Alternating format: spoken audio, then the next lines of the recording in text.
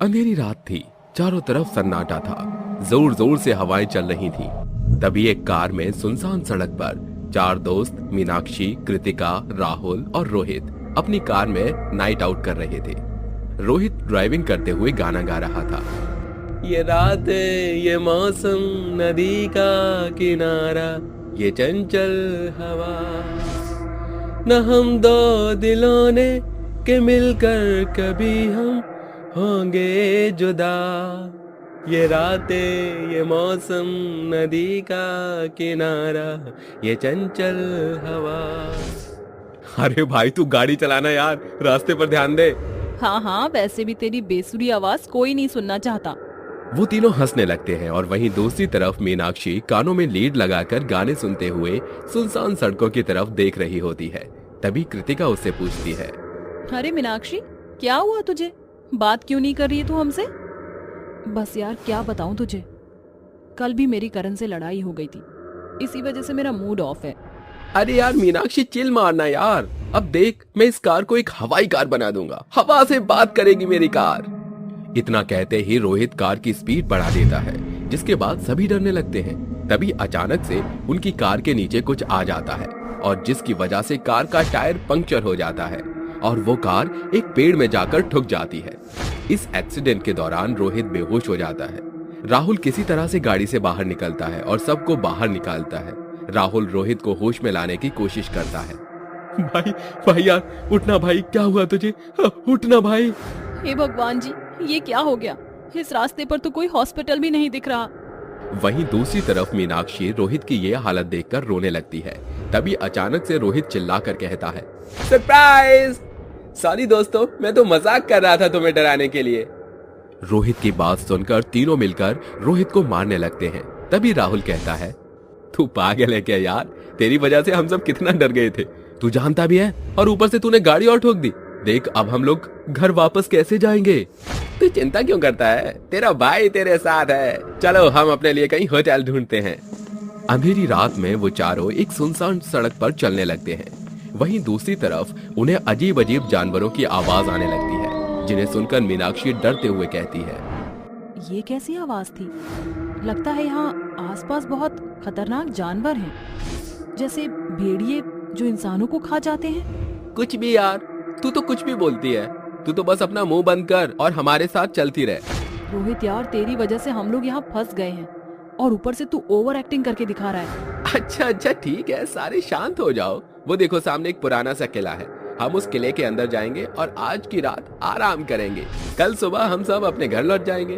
वो चारों पुराने किले के गेट तक पहुंचते हैं। तभी कृतिका कहती है, इतना डरावना है ये, मैं अंदर नहीं जाऊंगी, मुझे बहुत डर लग रहा है। कितनी शांत जगह है, लेकिन यहाँ कोई रहता होगा या नहीं? हाँ, यहाँ पर सदियों साल पुराने भूत रहते होंगे। ऐसा कुछ नहीं होता, आज रात हम इस पुराने किले में ही गुजारेंगे। चलो। पुराने किले का गेट बहुत भयानक दिख रहा था। जैसे ही वे लोग गेट खोलते हैं, अंदर से भयानक चमगादड़ दरवाजे से बाहर निकलते हैं, जिसे देखकर सभी डर जाते हैं। मुझे नहीं जाना अंदर, अंदर बहुत खतरा लग रहा है। हाँ यार, ये तो भूतों का आशियाना लग रहा है। रोहित उनकी एक नहीं सुनता और आगे ही आगे चलने लगता है। उसी के पीछे मीनाक्षी भी उसके साथ साथ चलने लगती है। ना चाहते हुए भी राहुल और कृतिका को उनके साथ अंदर जाना पड़ता है। वो पुराना किला अंदर से एक बहुत खूबसूरत महल जैसा होता है।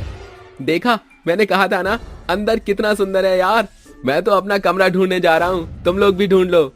सभी लोग अपना अपना कमरा ढूंढ लेते हैं और रात को अपने अपने कमरों में सो जाते हैं। तभी अचानक आधी रात में पुराना किला हिलने लगता है, जिसकी वजह से चारों की नींद खुल जाती है। जैसे वो आंखें खोलकर देखते हैं तो वो महल एक भूतिया किले में बदल जाता है, जहां चारों तरफ लकड़ी के जाले लगे होते हैं। वो चारों डर के मारे कमरे से बाहर निकलकर एक साथ इकट्ठे हो जाते हैं। ये भयानक आवाज कैसी थी? और ये किला अचानक से भूतिया किला कैसे बना?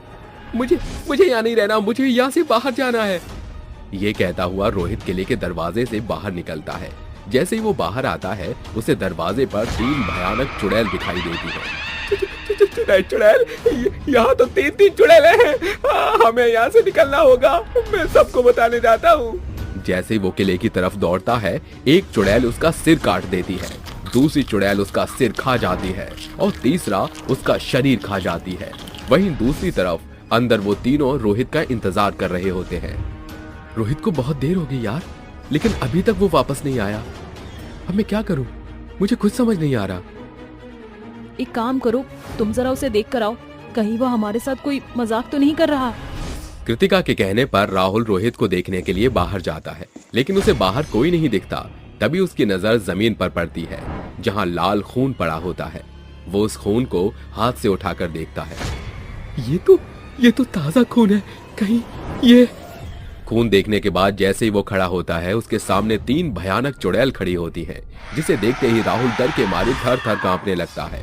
वो कुछ कहता, इतने में एक चुड़ैल उसका सिर काट देती है, दूसरी चुड़ैल उसका सिर खा जाती है और तीसरी चुड़ैल उसका शरीर खा जाती है। राहुल और रोहित दोनों ही मर जाते हैं और अंदर कृतिका और मीनाक्षी उन दोनों का इंतजार कर रही होती है। मुझे कुछ समझ नहीं आ रहा। रोहित गया तो वो वापस नहीं आया, राहुल गया तो वो भी वापस नहीं आया। अब हम दोनों ही बचे हैं। वो इतना कहती है कि कोई अचानक से उसके पैर पकड़कर उसे कमरे में खींच कर ले जाता है। ये सब देख मीनाक्षी डर के मारे यहाँ वहां भागने लगती है। भागते हुए वो किले के पीछे पहुंच जाती है, जहां उसे एक बूढ़ा आदमी दिखाई देता है। बचाओ, बचाओ, कोई मुझे बचाओ। अंकल मुझे बचा लो, मेरी मदद करो, मैं आपके आगे हाथ जोड़ती हूँ। बूढ़ा आदमी कृतिका की ये हालत देखकर बहुत घबरा जाता है, लेकिन जैसे ही उसको लड़की के माथे पर खून दिखाई देता है, वो उससे घबराते हुए पूछता है, कौन हो तुम और यहाँ क्या कर रही हो? यहाँ तुम्हारी जान को खतरा हो सकता है, तुम इस पुराने किले के अंदर कैसे आई? बूढ़े आदमी के पूछने पर कृतिका जोरों से रोने लगती है और रोते हुए सारी बात बूढ़े आदमी को बता देती है। तभी वो बूढ़ा आदमी पुराने किले की कहानी कृतिका को सुनाने लगता है। इस बात को कई साल बीत गए। इस किले के अंदर 3 रानियां रहती थीं और उनका एक राजा था। राजा अपनी तीनों रानियों से बहुत प्यार करता था, लेकिन उसके बहुत दुश्मन थे। एक दिन वो अपनी रानियों के साथ अकेले समय बिताने का सोचता है, इसलिए वो अपने किले के सभी नौकरों को घर जाने के लिए कह देता है, जिसके बाद पूरे किले के अंदर राजा और उसकी 3 रानियां ही होती हैं। दरअसल राजा असली में राजा नहीं था, उसकी शक्ल में कोई बहरूपिया था जो रानियों को मारना चाहता था। उस रात उसने तीनों रानियों को गला काट कर मार दिया, जिसके बाद वो तीनों रानियां चुड़ैल बन गईं। अंकल, उन तीनों चुड़ैलों ने मिलकर मेरे तीनों दोस्तों को मार डाला। अब मैं क्या करूं? मुझे कुछ समझ नहीं आ रहा। बेटी, तुम ये माता रानी की मूर्ति अपने पास रखना और इसके साथ तुम इस किले में सुरक्षित निकल सकती हो। कृतिका माता रानी की मूर्ति को लेकर बाहर निकलने लगती है।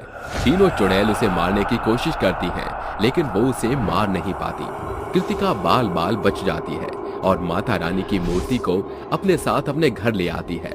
लेकिन इस घटना के दौरान वो अपने तीनों दोस्तों को खो देती है, जिसका उसे बहुत अफसोस होता है। कृतिका अपनी आगे की जिंदगी शुरू तो कर देती है, लेकिन वो जिंदगी में इस भयानक रात को कभी नहीं भूल पाती।